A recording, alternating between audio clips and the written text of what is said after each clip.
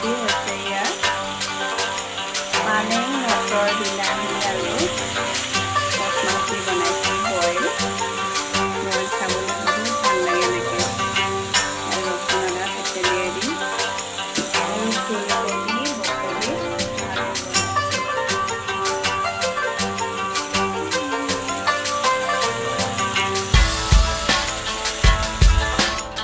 কচ মাছ যিহেতু বহুত তেল হয় সেইকাৰণে বইল বনাইছোঁ। ইয়াত তেলখিনি লাগিছে পানী দি দিছোঁ। এতিয়া মই ফুলকবি তাৰপিছত ৰচুন আদা থেতেলিয়াই দিম।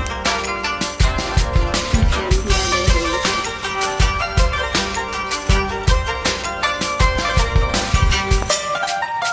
এয়া মোৰ তৰকাৰীখন হৈ গ'ল। বহুত ধুনীয়া হৈছে এখন দেখিবলৈ, খাবলৈ কেনেকুৱা হয় এতিয়া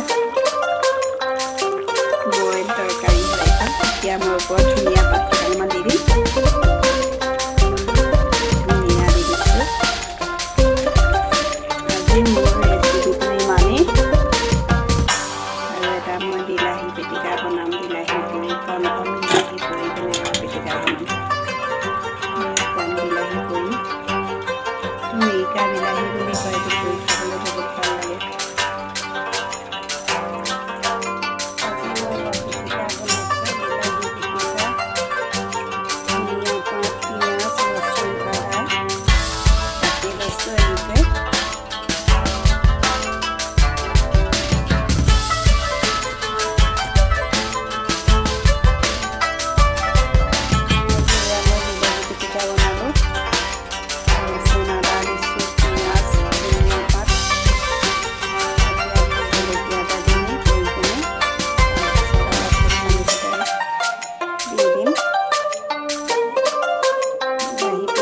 বনাইছোঁ বহুত ভাল লাগে এনেকৈ পিটিকা বনাই খাই।